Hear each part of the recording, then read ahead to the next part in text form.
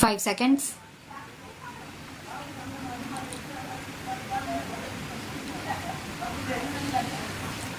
Sir, unless we produce a tax bill which is simple, which can be administered efficiently and effectively, I am afraid we are only creating more complications and opening avenues of corruption. I am sorry to say our legislations are always drafted in a manner which will give discretionary power to some people. I can submit a general argument that every discretionary power vested with any government official is always used in favor of the influential and the rich. Poor men will not be able to reach that official.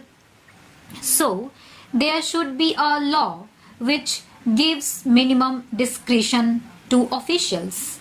Professor Kaldor himself says that the three prime considerations that should be taken into account in framing an effective tax system are equity, economic effects, and administrative efficiency.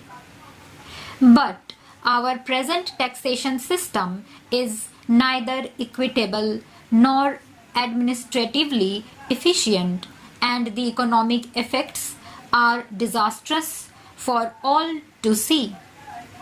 My humble submission is that even at this stage, the Direct Taxes Amendment Bill should be kept in abeyance and a select committee should be formed by a motion from the Finance Minister himself. Nothing would be lost, I can assure you. There is no hurry.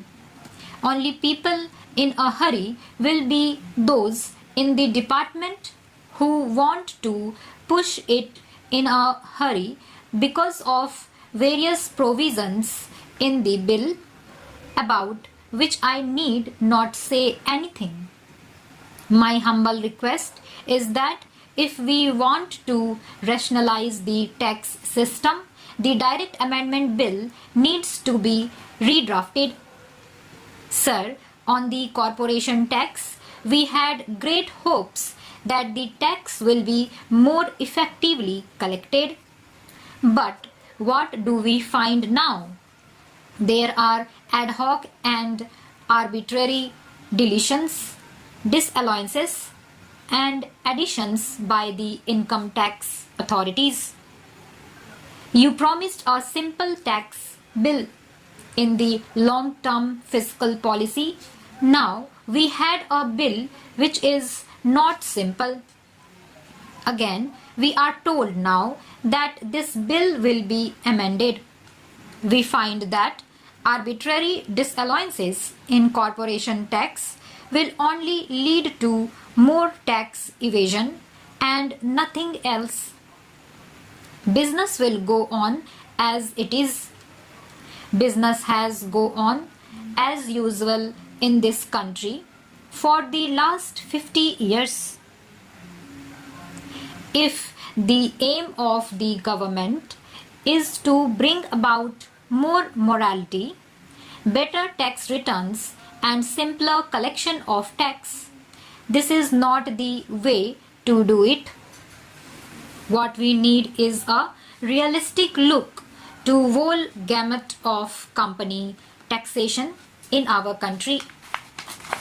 Sir, I would like to prefer to what Professor Kaldor has said in relation to company taxation.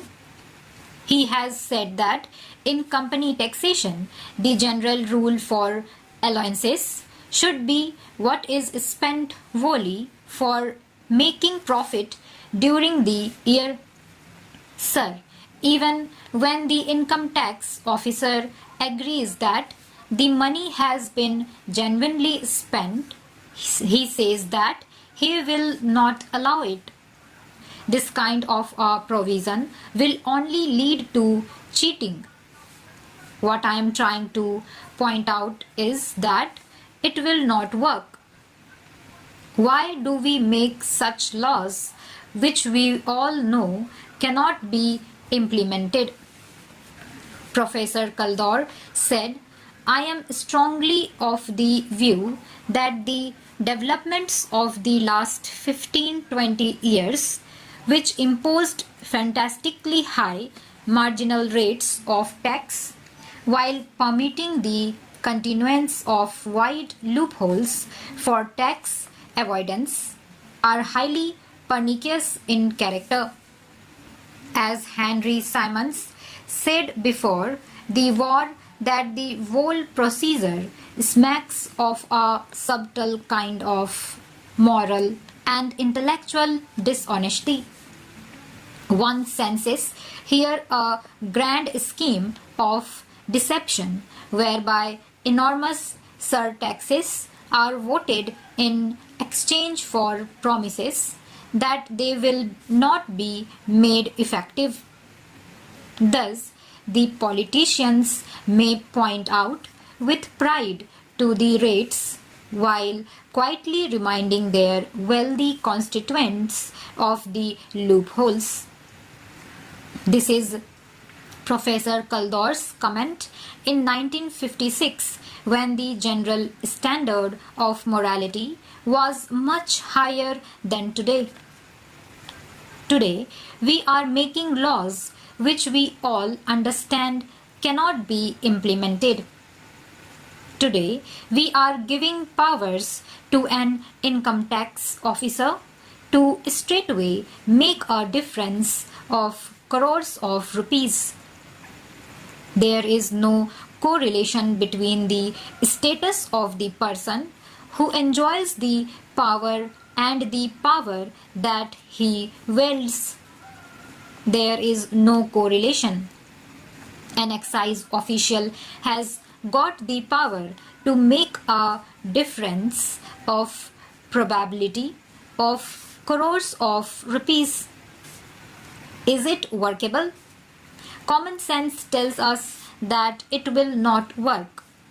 My humble submission to the Honorable Minister is that rationalization of tax structure should be done in such a manner that takes into account all these things. Professor Kaldor's report is with the government. It is on the Indian tax system. Some of the things which we have, code number, GIR number, etc., are according to this report.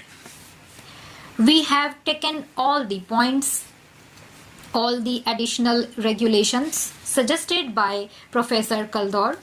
We have put, but the pitfalls we have not seen. By marginally changing the rate of tax, the benefit to the dishonest taxpayers can be substantially reduced. We can get more honest taxpayers. Ultimately, no citizen is dishonest. But the law should be made such where the honest get priority over the dishonest. The law is made where it is easier to pay taxes to treasury